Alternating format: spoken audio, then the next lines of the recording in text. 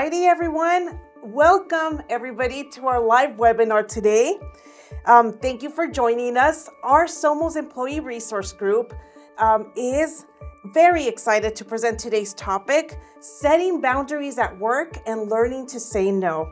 My name is Yoma Villalobos. I am the Diversity and Inclusion Coordinator here at Swift Transportation, and I am being joined by my co-host and moderator, Rebecca Tooley. She is on our Zoom, and she's our Vice President of Corporate Learning and Talent Strategy. And I am also very pleased to introduce our panelists today. We have Ashley Reese, our Director of Accounts Payable. Thank you, Ashley, for being here. And Lisa Alvarez, she is our Payroll Leader. And I want to thank everyone again for being here today.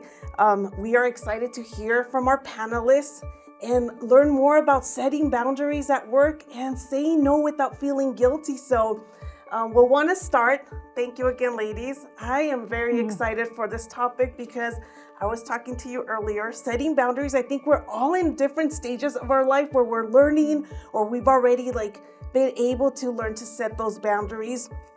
And setting boundaries is very important. So if we do have a couple of questions for you ladies. So I'll start, and if you two ladies can join in on the conversation, I would love to listen to both of your guys' perspectives. So we'll start. What are healthy boundaries to you? Ashley, I don't know if you want to start. Sure. I'm not sure if this is too vague, but I would definitely say knowing what your priorities are first and foremost. And that can be professionally, departmental-wise, as a company. We need to know what those priorities are so that you know what boundaries specifically that you need to be setting. Very good. I think that's very important. Right. What about you, Lisa? Professionally, taking time off, setting time for yourself, having a healthy work-life balance, knowing when to stop working, even if you're working at home. Yeah. Yes. Yeah. Sometimes with all of the hybrid work that is available, it's hard to let go of the computer. It is. But sometimes we want to definitely set those boundaries. So thank you. And speaking of that, and learning more about our work-life balance, what is the importance of setting healthy boundaries at work? What can we add to that importance of setting those healthy boundaries at work? Overall, it's going to affect your quality of life, right? If you're lacking those boundaries, generally you're going to be more stressed, and that's going to affect your performance at work and also your performance at home. And so, just like Lisa was saying, you need to have that balance, and so it definitely helps. Yeah, it helps with stress, burnout, getting things done, honestly. I agree, and being in the transportation industry where it's 24/7, nonstop, right. It's definitely something that we need to consider. And I agree. So I know I talked about this a little bit before off cameras, but we're all going through our different journeys in setting boundaries. So why do you think people struggle to set workplace boundaries? Do you think culture can have an impact? And if so, if you can provide some examples, I don't know if you've seen this within your teams or experienced this yourselves. What are some cultural aspects that may have an impact on setting workplace balance or workplace boundaries? Culturally, I think it's hard. Being a woman in the workplace, first of all, is the first layer. And then you add a Latina on top of that. Being a woman, you want to always say yes because you feel you must prove yourself, right? You add Latina on top of that. Now, it's a different dynamic. We're programmed not to say no. Always say yes, just suck it up and do it. So yeah, I believe culture plays a big dynamic in this.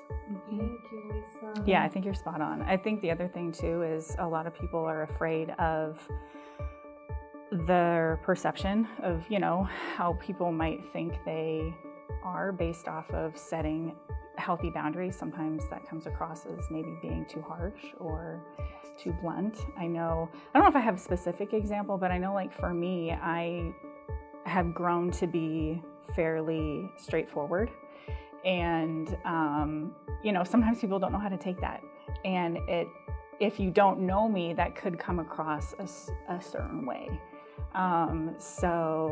Definitely that perception. I have somebody on my team who just is like this ray of sunshine and always wants to help everybody. And I'm sure that she likes that perception too. That's who she is, but I'm sure she loves that other people know that's how she is. And, she doesn't want to lose that. And so sometimes people think that saying no will change how others will perceive you. That's very strong, and I think you bring up something really good, Ashley, because sometimes we can be like chronic people pleasers and wanting to be well with everybody, right? It can be really hard to say no, but definitely having a more assertive way is definitely life goals. I think that's something that I personally am working on in my life journey. But yes, definitely good information. Thank you. And this goes with my next question. I know we are so ingrained in the hustle culture, right? And you touched on this too, Ashley, like we're chronic people pleasers that tend to say yes to new tasks. This can definitely be overwhelming and put people in a panic. What are some tips that you would recommend to learn to speak up and ask for help or say no without feeling guilty? First, I would say getting used to over communicating. I think sometimes it helps to provide the extra information if you need to say no to something. No, I'm not able to do that, but here's why, right? It makes it a little more personable, as opposed to, sometimes people just see you as you're just getting the job done and you're not maybe like a person. So if you have that open communication, I think sometimes it helps with the empathy and, and then it doesn't come across as harsh if you do need to say no to something. Yeah. Again, it's hard to say no, but knowing what your priorities are and knowing what the impact is going to be on all parties, I think that helps. Whether you should say no or, you can say no. So I think that's important. Yes, and it's so well respected when somebody does say no to you. I know I've experienced this before where I've asked people for something, like right now with let's say with the ERGs, and I've had the opportunity where somebody has explained to me, you know what, Yoma, right now I cannot, but this is the reason why. And then that's where the empathy comes in when you're like, okay, I respect that. And that was like a huge opening for me too, because you really think about, wow, like you can say no, and it's very well respected to say no. So definitely something to keep in mind. Before you move on, I think one more thing. I think the other thing too helps by having a good relationship with your leader so that they understand where you're coming from, to where, we all know it. Sometimes you're in a situation where you have to say no to something and it gets escalated, right? And so having that relationship with your leader, having that open communication with your leader, and knowing that they're going to support you with your decision, that makes all of the difference. I know thankfully, my leader is wonderful about supporting me, and so I know I always try to do the same thing for my team as well. That way they can feel comfortable and empowered to say no when they need to. I love that.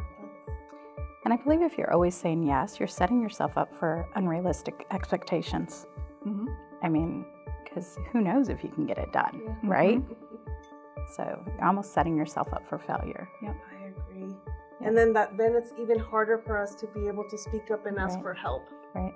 Until you maybe explode. Have like a burnout episode where it can get really hard. So Yes. Definitely something to think about. Thank you, ladies.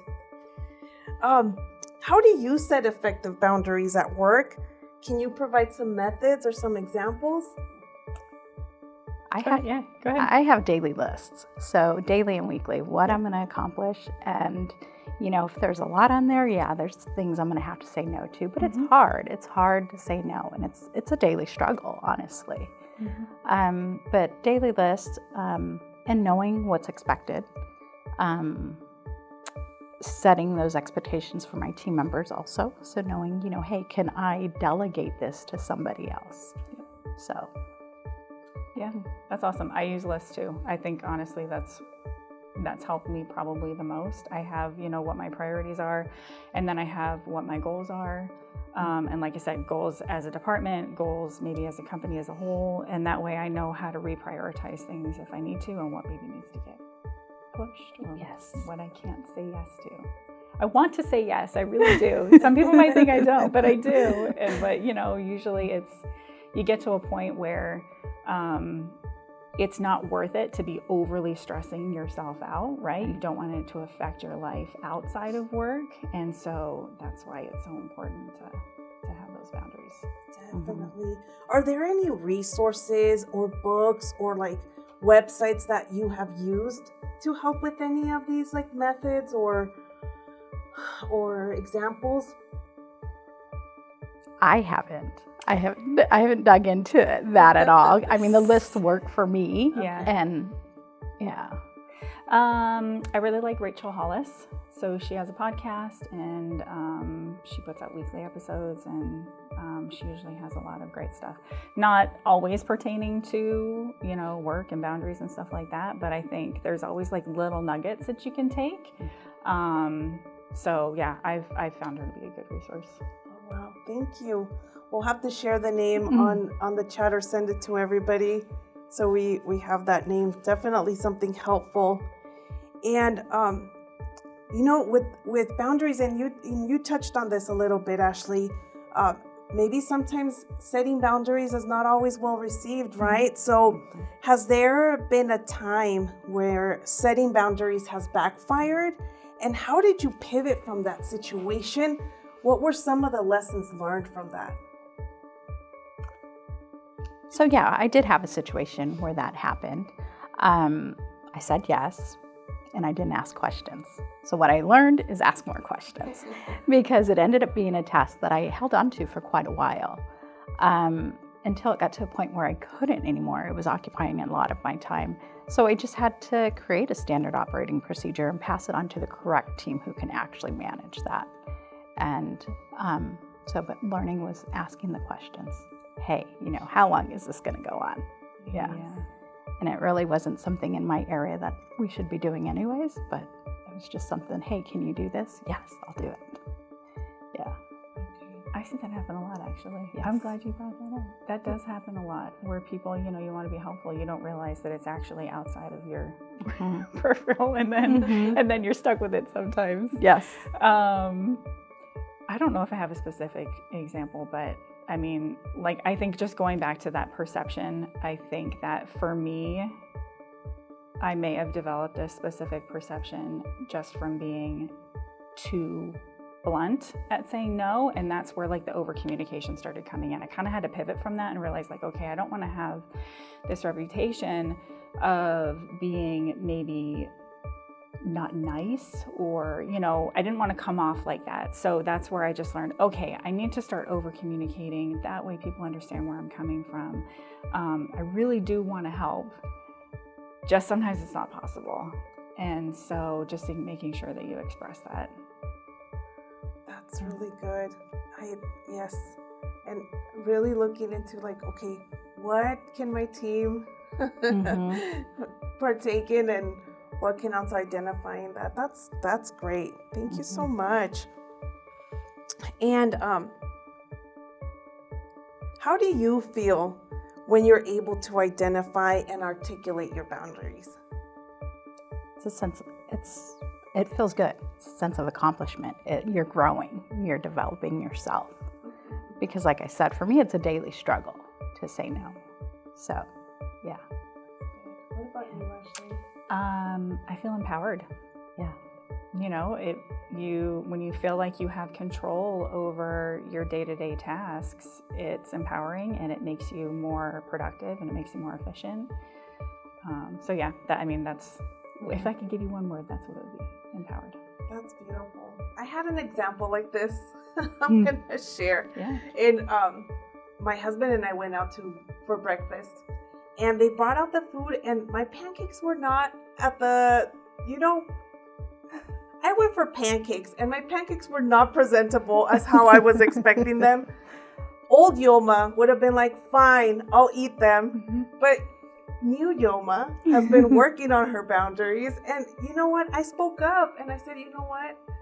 This is not what I came for. Can I please get a new plate of pancakes? And honestly, it felt so empowering. It felt so strong. Nice. So I highly recommend it. And thank you, ladies, because it definitely feels good. And it's, yes, you're doing something, so you want it right. So I love it. I love it. And I know we have one more question before we go to our audience and see if there's any questions in the chat. But what advice can you provide to our viewers that are setting boundaries for the first time? Know your values. Know what you want to stand for. Practice saying no. Practice saying no. Know what the expectations are. Make sure your team knows the expectations that you expect from them and what the priorities are. Yeah. Her answer was so good.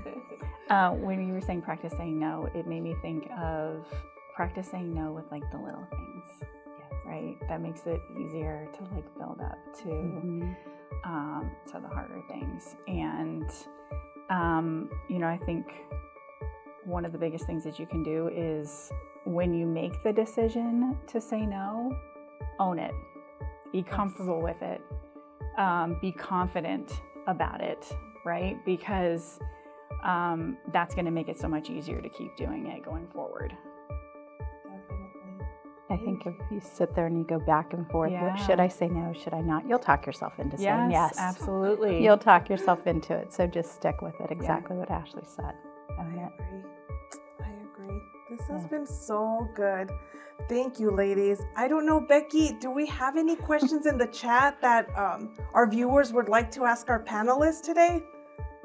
We do. We have a couple. So the first one, I think, Ashley, you had mentioned, part of what makes it easy or a little bit easier for you is having a support system from your leadership team, and that person is, supportive when you do push back or do have to be in situations where you say no. Yeah. And so we have someone who says in chat, what if you don't have a good relationship with your leader? What would you recommend?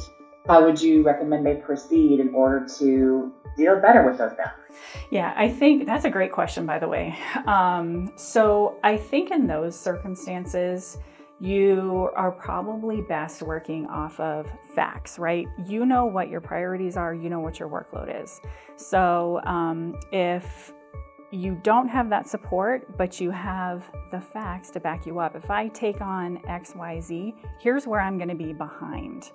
And here's where it's going to affect my performance. Here's where it's going to affect department goals, company goals. And as long as you have those facts to support you, then it makes it hard for your leadership to not support, the reason to get that done or to not get it done. Great, thank you for that. And then I had a question for you all. And for those of you who are listening on the call today, please feel free to post your questions in chat. There's also a Q&A. If you'd like to post it privately there, you certainly can. And so I think a lot of people on the call probably resonate a lot with what you ladies have been speaking about today, right? It's that uncomfortability, pushing through, getting in order to say no, moving past that. But we may have some people who on the call today who maybe think, I'm a pretty direct person. I really don't have any issue, saying no, I can do it and can direct it and are pretty comfortable doing that. But maybe you guys can share as you're comfortable, maybe a particular situation that you went through without getting into the details of what it was or who it involved, and really kind of talk through, like, how did you feel when you made the decision to go, okay, I got to say no to this? And maybe it was one of the first times you ever did that. What were some of the emotions you were feeling? What were some of the issues that you were like, how do I strategize and push through it? Especially for those who are listening who maybe are really uncomfortable and don't even know where to start. So maybe think through some of those emotions that you can share.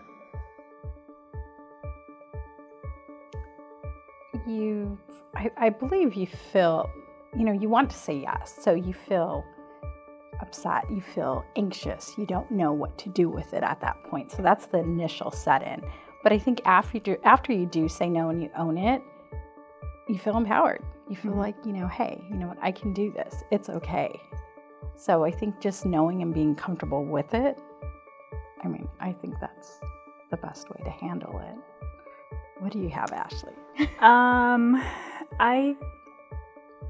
When I think of in the beginning of when I started setting my boundaries and learning to say no, it brought a lot of anxiety, to be honest, because, like Lisa had said, like, I wanted to do everything. I wanted to be able to say yes. And so I felt like a failure if I needed to say no.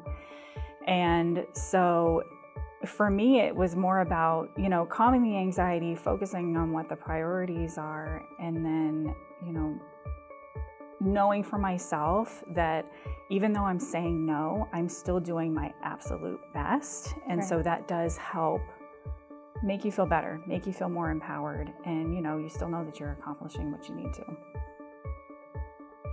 And it's interesting too, and we have a few more questions we want to get to, but it's almost like sometimes it's not as scary as you thought it was going to be, right? When you follow those best practices that you ladies had outlined, sticking to the facts, communicating, doing all the things that you're talking about, explaining why you can't do something. It's oftentimes, I think, especially for those, and we talk about being people pleasers and kind of wanting to help everyone all the time, and that's just not sustainable, right, for anybody, no matter what our intentions are. So I love that you guys talked about that. Okay, great. Thank you so much.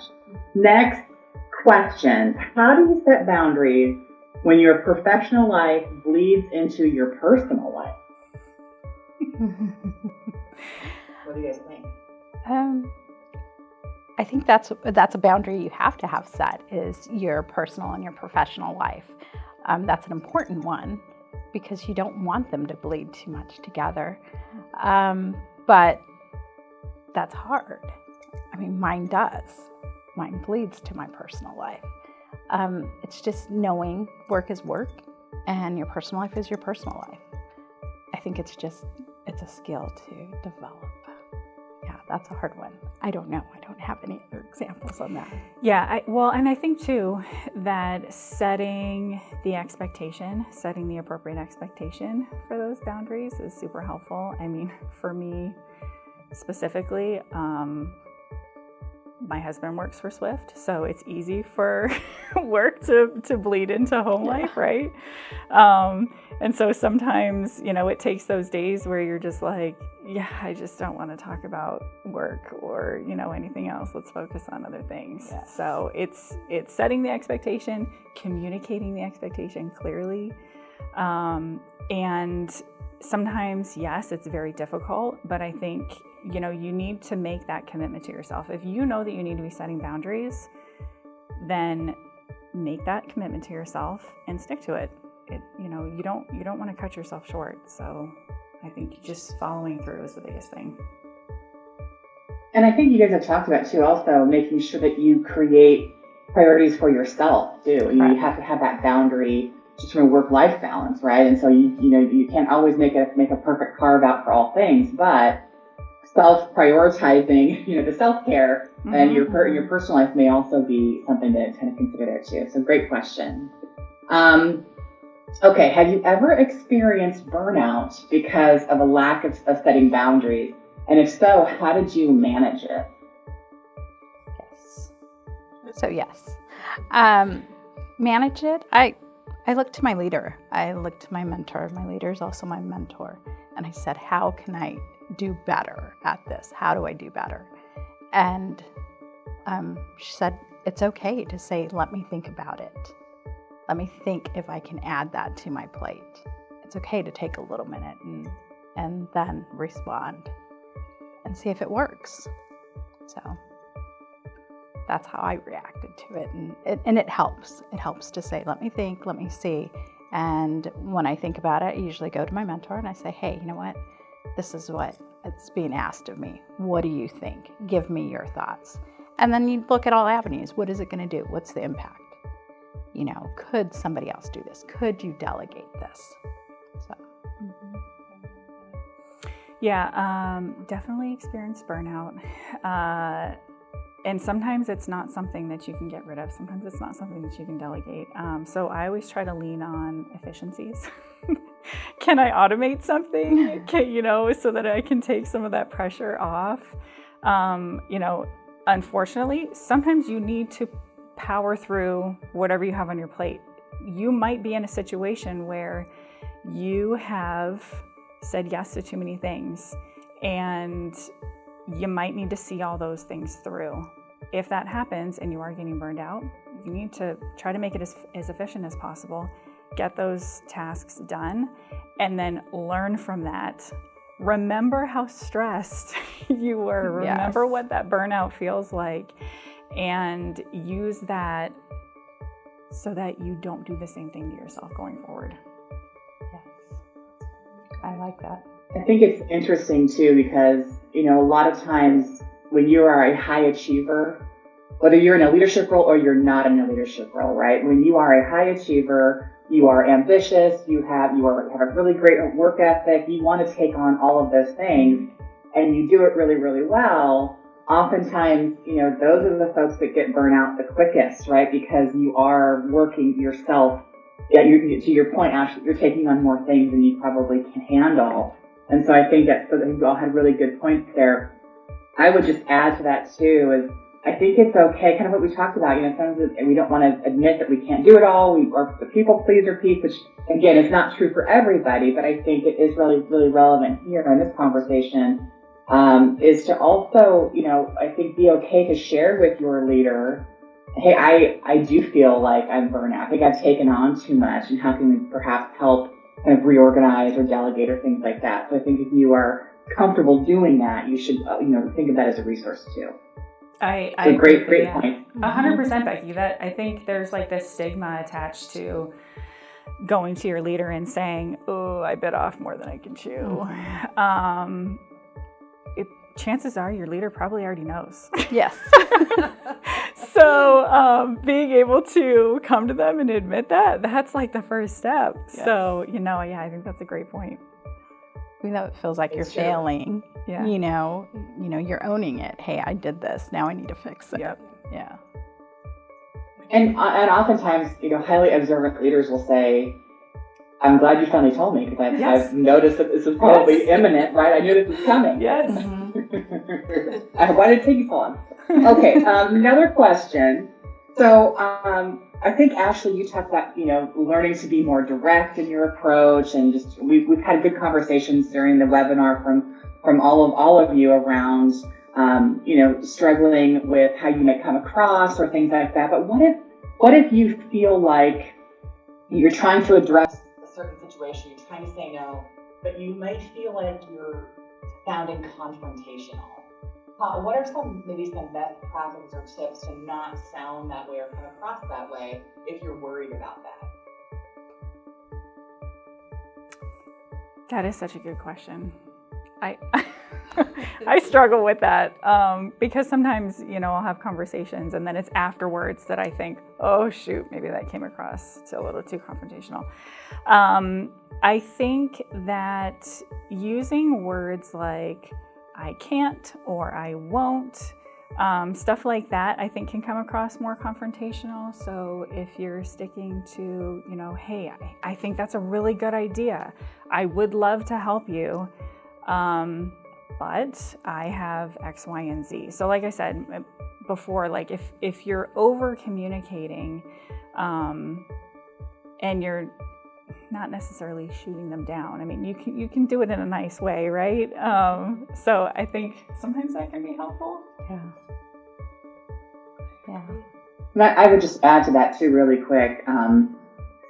Sometimes it's really seeing the other person's perspective or trying to before you're making a judgment about why they're asking you for something, or so kind of, if you don't really know what it's about, maybe asking clarifying questions, or but trying to put yourself in that person's shoes, to understand why they're prioritizing this task or they're prioritizing this project. Sometimes that helps too, because oftentimes we don't have all the information up front, right? Sometimes we have to dig a little bit to really understand why they're asking for it and how it's impacting their business, their team, their drivers, et cetera, right? So sometimes I think that might be an extra little point of clarification there is always good. Okay, we have one more question. This is a great question. I'm curious what you guys are going to say to this one. Why is it more difficult to set boundaries at work for women than for men?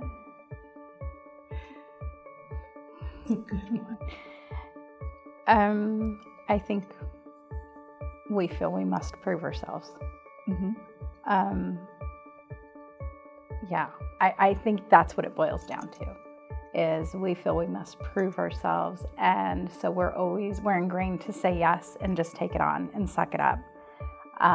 So it's harder for us to say no, and then if we do say no, then there's always that stereotype, kind of like Ashley's talking about, that she's just not nice, or I'm not nice, I said no to it. So I think that's the difficulty of being a woman and setting boundaries. Yeah, it's just learning how to say no.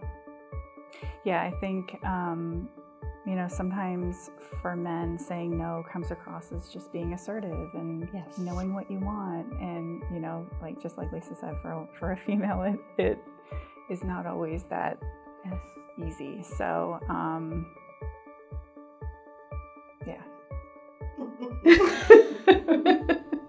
That's a hard one. That's a hard one, but it's a great question. Yes. Something to think about. Yes. Right? I know earlier we talked a little bit about how culture plays a part into learning to say no and dealing with all of that. And we've talked a little bit about that, but what would be any type of advice or feedback for those who are experiencing that same thing? I think, Lisa, you shared a little bit about that earlier in our webinar today. What are some tips or advice you can give specific to culture to push through some of those perceptions or expectations and achieve that work-life balance or some of the things that we talked about today? What would you recommend? Communication. Communicate why you're saying no and why you have to say no. Because more than likely it's a reason why you have to say no, and I think as long as you can get your point across effectively, you'll be just fine. Culturally, it's just hard.